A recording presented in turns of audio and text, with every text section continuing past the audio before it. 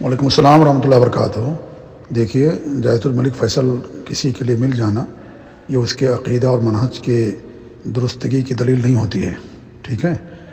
اور پہلی بات تو یہ ہے کہ جائزۃ الملک فیصل یہ ملک فیصل کے نام پر ہے، اور یہ ملک عبدالعزیز رحمۃ اللہ علیہ کے بیٹے تھے، لہذا MBS جن کو کہتے ہیں محمد بن سلمان حفظہ اللہ کے، ان کے دادا نہیں بلکہ ان کے چچا تھے۔ یہ جو ان کی وفات ہوئی سن 1975 میں ملک فیصل کی،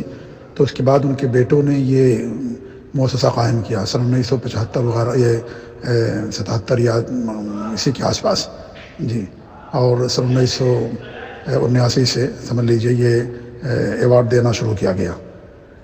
تو پہلی بات تو یہ ہے کہ MBS کے دادا نہیں بلکہ چچا کے نام پر ہے۔ ملک عبدالعزیز رحمۃ اللہ علیہ کے بیٹے تھے ملک فیصل، ملک عبدالعزیز کے بعد ملک سعود، ملک سعود کے بعد ملک فیصل، ملک فیصل کے انتقال کے بعد یہ مؤسسہ قائم کیا گیا ہے، جی ہاں۔ اور دوسری بات یہ کہ دیکھیے، ابوالعلا مودودی صاحب کی جو گمراہیاں ہیں اور عقیدے میں جو انحرافات ہیں، یہ سب بعد میں لوگوں کو معلوم پڑا، اور یہ رافضیت سے جو تال میل، اور پھر رافضیت کو انہوں نے جو پروان چڑھایا خلافت اور ملکیت لکھ کر کے، یہ سب بعد کے وہ ہیں۔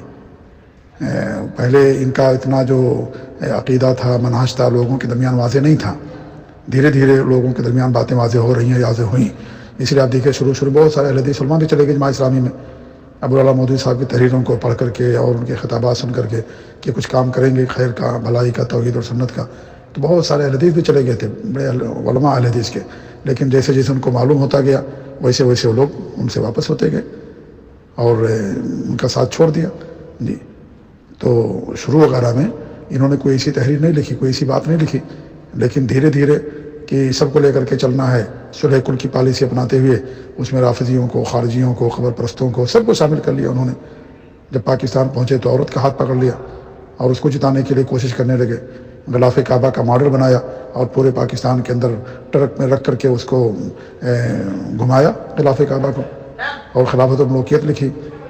جس میں رافضیت کی کھل کر کے انہوں نے حمایت کی، اور صحابہ کرام کو برا بھلا کہا انہوں نے اس کتاب کے اندر تاریخ کے حوالے سے۔ کتاب اللہ اور سنت رسول کے نصوص کو چھوڑ دیا اور تاریخ کو وہی معصوم کا درجہ دے دیا، اور جو معصوم تھے کتاب اللہ اور آپ صلی اللہ علیہ وسلم کی صحیح حدیثیں، سلف صالحین کا اجماع سب کا، اس کو بالائے طاق رکھتے ہوئے انہوں نے اس طرح کام کیا۔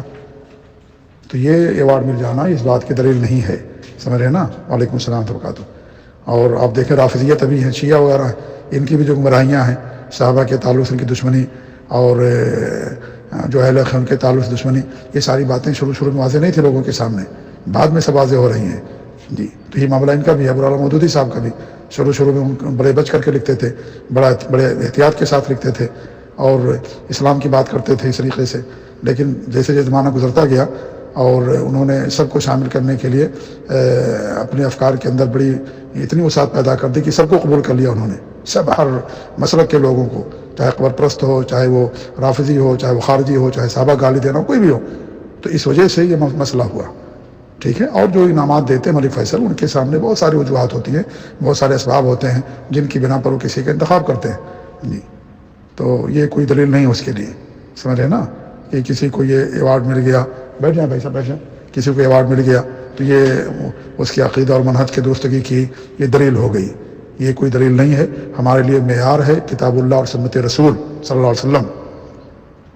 اس میزان پر، اس کی سوٹی اور معیار پر جو پورا اترے گا وہ صحیح ہوگا، سلف صالحین کے فہم اور ان کے منہج کے مطابق ہی ہمارے پاس معیار، اور یہ معیار اللہ کے رسول کے زمانے سے لے کر قیامت کے آخری صبح تک رہے گا۔ دنیا والے کسی کو کچھ بھی دے دیں، انہیں کوئی لقب دے دیں، انہیں سر پر بٹھا لیں، یا ان کے بارے میں تعریف کے پل باندھ دیں، کچھ بھی کہہ دیں، یہ ہمارے لیے معیار اور دلیل نہیں ہے۔ ہمارے لیے معیار اور دلیل یہ ہوگا کہ اس کا عقیدہ اور منہج جس چیز کی دعوت دے رہا ہے وہ کتاب اللہ اور سنت رسول کے مطابق ہے کہ نہیں ہے، سلف صالحین کے فہم اور منہج اور عقیدے کے مطابق ہے کہ نہیں ہے، یہ دیکھا جائے گا۔ یہ انعامات ملنا، ایوارڈ ملنا، یہ دلیل نہیں ہوا کرتی ہے، ٹھیک ہے، کہ اس دلیل کے آڑ میں ہم سب کو صحیح کر دیں۔ اب دیکھیے مصر کے بہت سارے علماء کو بھی دیا گیا، لیکن مصر کے سارے علماء اکثر سمجھ لیجیے 95% سب کے سب اشعری اور ماتریدی ہوتے ہیں۔ جامع ازہر کو بھی ایوارڈ دیا گیا ہے عربی ادب کی خدمات پر، تو عربی ادب کی خدمات پر ان کا کردار ہو سکتا ہے، لیکن عقیدے کی نشر و اشاعت میں ان کا کوئی کردار نہیں ہے، کیونکہ ان کے ہاں عقیدے کی اہمیت ہی نہیں ہے، اور عقیدہ ان کے ہاں وہی اشعری اور ماتریدی کا عقیدہ پڑھایا جاتا ہے ازہر کے جامعہ ازہر کے اندر، ان کو بھی ایوارڈ ملا ہے۔ ایسا آپ دیکھیں عرب کے بہت سارے ملکوں کے بڑی بڑی شخصیات کے ایوارڈ دیا گیا ہے، حالانکہ وہ سب کے سب اشعری اور ماتریدی اور صوفی اور اس طریقے سے بہت ساری چیزیں خرافات ان کے یہاں پائی جاتی ہیں۔ تو یہ مل جانا اس بات کی دلیل نہیں ہے، ہمارے لیے دلیل ہے کتاب اللہ اور سنت رسول کو سلف صالحین کے فہم اور عقیدے کے مطابق سمجھنا، اور اس کی طرف لوگوں کو دعوت دینا، اس پر قائم رہنا، اور یہ ہمارے سامنے یہ منہج ہے جو اس پر پورا اترے گا، دنیا کو کوئی بھی اسے انعام نہ ملے، وہ صحیح انسان ہے اور وہ قابل تعریف ہے، اور اس کی خدمات کا اعتراف کیا جائے گا اور اس کا ذکر کیا جائے گا جی۔ تو اس لیے اب آپ دیکھا ہے امام البانی رحمۃ اللہ علیہ وفات کے بعد ان کو یہ ایوارڈ ملتا ہے، حالانکہ امام البانی رحمۃ اللہ علیہ نے کتنی خدمت کی ہے حدیث کی، کہ بعد میں ان کو یہ ایوارڈ ملا امام البانی رحمۃ اللہ علیہ کو، جی ہاں۔ اس طریقے سے آپ دیکھیں تو بہرحال یہ